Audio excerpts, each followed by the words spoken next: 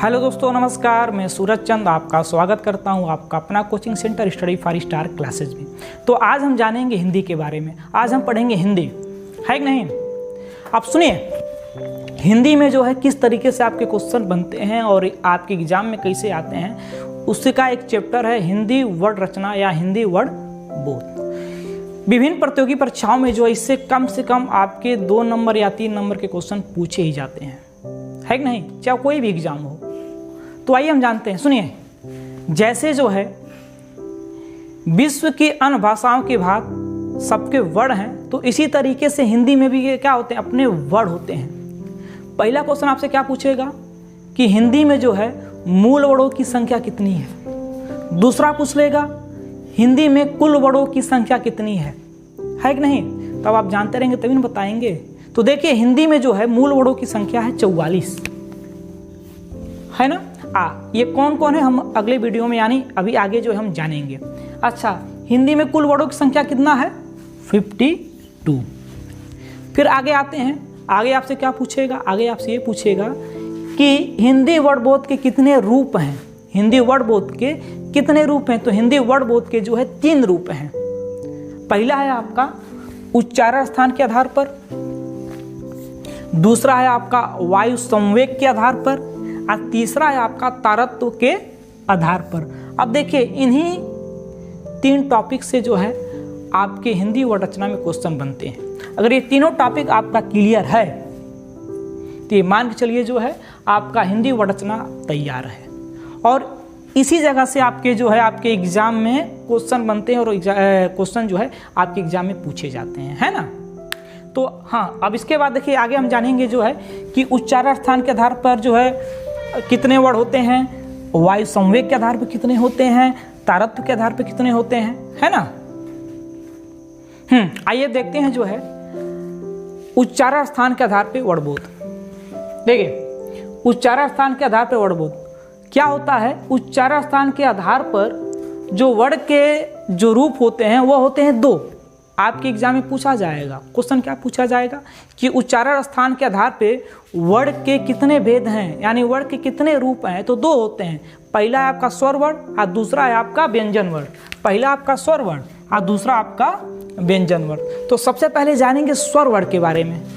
किस वर्ड के बारे में, स्वर वर्ड के बारे में। अब देखिए, स्वर वर्ड क्या होता है, जिन वर्डों के उच्चारण में अत्यंत कम समय लगते हैं और जिनका स्वतंत्र अस्तित्व होता है उन्हें क्या बोला जाता है, स्वर वर्ड बोला जाता है। क्या बोला जाता है, स्वर वर्ड बोला जाता है। और इनकी संख्या जो होता है कुल वो कितना होता है, 11। कितना होता है, 11 होता है। अच्छा, इनका क्रम जो है इस प्रकार है, अ आ ई उ री ए आई ओ औ, है ना। अच्छा, अब बात आती है जो है कि इनके जो है कुल कितने रूप हैं या कुल कितने भेद हैं। आप सुनिए, स्वर वर्डों के भेद इनके जो हैं मुख्य रूप से 2 भेद हैं। कौन कौन हो, ह्रस्व स्वर और दीर्घ स्वर। कुल जो है 4 भेद हैं। कुल जो है 4 भेद हैं। अगर आपसे मुख्य पूछेगा तो आप 2 बताएंगे। कौन, एक ह्रस्व स्वर और एक जो है दीर्घ स्वर। और टोटल पूछेगा तो आप क्या बताएंगे, 4, है कि नहीं। अच्छा, आप क्वेश्चन कैसे पूछेगा, ह्रस्व स्वर के कुल कितने, ह्रस्व स्वर के जो है कुल कितने वर्ड हैं। तो कुल हैं 11। कुल कितने हैं, 11 हैं। अगर आपसे पूछा जाएगा ह्रस्व यानी स्वर वर्डों की, स्वर वर्ड के कुल कितने भेद हैं, तो कुल भेद हैं 4 और मुख्य भेद हैं 2। कुल हैं 4 और मुख्य हैं 2। देखिए, अब देखिए हिंदी जो स्वर वर्ड है ये मुख्य रूप से जो 2 होते हैं। कौन कौन, ह्रस्व स्वर और दीर्घ स्वर। अब देखिए, दीर्घ स्वर के भी क्या होते हैं, देखिए 2 रूप होते हैं। एक संयुक्त स्वर है और एक क्या है, प्लुत स्वर है। यानी कुल मिला के कितने हो जाएंगे, 4। कुल मिला के कितने हो जाएंगे, 4। अब देखो ह्रस्व स्वर। अब ह्रस्व स्वर क्या होता है, जिन वर्डों का स्वतंत्र अस्तित्व होता है और जिनके उच्चारण में अत्यंत कम समय लगता है उन्हें कहते हैं हम क्या, ह्रस्व स्वर। इनकी जो संख्या होती है कितनी होती है, 4 होती हैं। कितनी होती हैं, 4। अच्छा देखिए, जितना छोटे हैं अ ई उ रे, ये सब के सब क्या है, ह्रस्व स्वर हैं। क्योंकि देखिए इनका स्वतंत्र अस्तित्व है और ये अत्यंत कम समय में बोला जा रहा है, तो इनको क्या कहा जाएगा? ह्रस्व स्वर कहा जाएगा, है ना। अच्छा, आपसे पूछ देगा आपके एग्जाम में जो है ह्रस्व स्वर की संख्या कितनी है, तो ह्रस्व स्वर की संख्या होती है 4। कितनी होती है? 4। कौन कौन? अ, ई, उ, री दे देगा जो है आपके एग्जाम में जो है दे देगा। ह्रस्व स्वर को पहचानिए, ह्रस्व स्वर को पहचानिए, इन्हीं में से जो है आपको पहचानना है कि नहीं। अब आइए चलते हैं दीर्घ स्वर की ओर, दीर्घ स्वर की ओर चलते हैं। ठीक, आइए जानते हैं दीर्घ स्वर के बारे में। अब देखिए दीर्घ स्वर वर्ण क्या होता है? जिन वर्णों के उच्चारण में ह्रस्व स्वर से 2 गुना अधिक समय लगे उन्हें दीर्घ स्वर वर्ण कहते हैं। इनकी जो संख्या होती है वो 3 होती है। कितनी होती है? 3 होती है। अब देखिए अगर ह्रस्व स्वर से 2 गुना समय लगता है इन्हीं को क्या कहा जाता है? दीर्घ स्वर वर्ण कहा जाता है। देखिए और इनकी संख्या कितना है? 3 है। कौन? आ, ई, उ, है कि नहीं।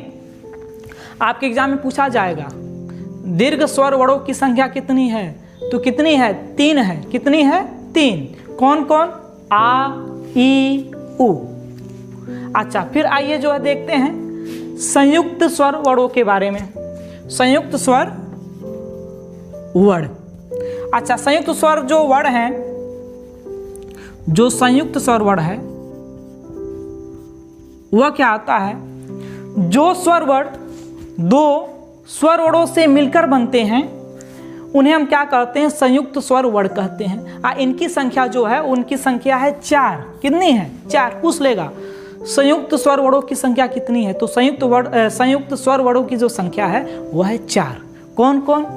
ए, ऐ, ओ, अहो। और ये जो है इन सब वर्णों से जो है मिलकर बनते हैं।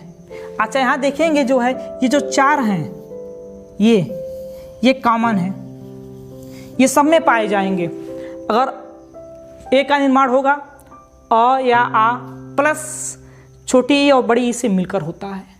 ऐ का निर्माण अ या आ ए या ऐ मिलके होता है।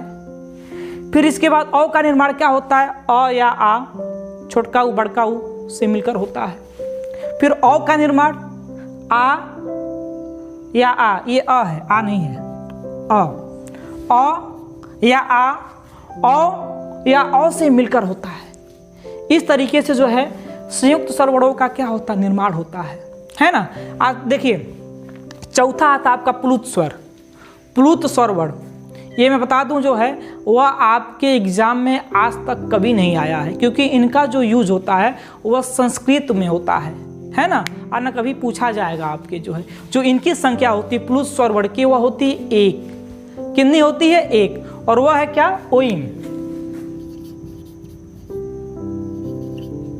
ओइम, ठीक ना। आप सुनिए, जिसको आप कह सकते हैं ओम। क्या कह सकते हैं? ओम। जैसे उच्चारण में आप लेते हैं ना ओम, है कि नहीं, तो यही आपका क्या? ओइम है। वह किसके अंतर्गत आता है? प्लुत स्वर वर्ण के बारे में आता है। ये था आपका जो है स्वर वर्ण। अगर आपसे पूछेगा स्वर वर्णों की कुल कितनी संख्या होती है? 11 होती है। अच्छा, बात आती है मुख्य स्वर वर्ण। अब देखिए ये भी क्वेश्चन पूछा जाता है कि जो मुख्य स्वर वर्ण हैं इनकी संख्या क्या है? इनकी संख्या 4 होती है। कितनी होती है? 4। अब कहेंगे कौन कौन? देखिए जो भी आपके ह्रस्व स्वर में यूज होते हैं, जो भी आपके ह्रस्व स्वर में यूज होते हैं वही तो है आपके मुख्य स्वर। फिर इसके बाद छोटी, फिर उ और ये री, ये जो है आपके मुख्य स्वर वर्ण हैं। इनकी संख्या 4 है जो आप ह्रस्व स्वर में यूज किए हैं। एक चीज और जान लीजिए, जो अ है, अ को हम क्या बोलते हैं? शहीद वर्ण बोलते हैं। क्या बोलते हैं? शहीद वर्ण। यानी अ का यूज आप हर एक वर्ड के साथ कर सकते हैं, इसलिए इसको क्या बोला जाता है? शहीद वर्ड बोला जाता है। और आपके एग्जाम में कईयों बार पूछा गया है कि शहीद वर्ड किसे कहते हैं, तो शहीद वर्ड जो है किसे कहते हैं? अ को कहा जाता है कि नहीं। अब देखिए अभी हमने स्वर के बारे में क्या पढ़ा है? स्वर के बारे में ये पढ़ा है जो स्वर वर्णों की संख्या होती है वह होती है 11, है कि नहीं। अब मुख्य आ गया है, स्वर वर्णों की मुख्य संख्या कितनी होती है? 4, जो अभी आपने पढ़ा। फिर इसके बाद पूछा गया है स्वर वर्णों के कितने भेद हैं? मुख्य रूप से दो भेद हैं, कौन कौन, हस्त स्वर और दीर्घ स्वर। कुल जो होते हैं चार, कौन कौन, हस्त स्वर, दीर्घ स्वर, संयुक्त स्वर और प्लुत स्वर। हस्त स्वर वर्णों की संख्या कितनी होती है? चार, जो आपके मुख्य स्वर होते हैं। ठीक, कौन है वो? अ, ई, उ, री। फिर इसके बाद दीर्घ स्वर वर्ग के बारे में आपने पढ़ा है। दीर्घ स्वर वर्णों की संख्या होती है कितनी? तीन, कौन? ये आ, ई, उ, है कि नहीं? चार और तीन कितना हो गया? सात। कितना हो गया? सात। अब देखिए बच गया चार। जो संयुक्त स्वर वर्णों की संख्या होती है वो होता है चार, कौन कौन? ए, आए, ओ, अहो। 7 और 4 11।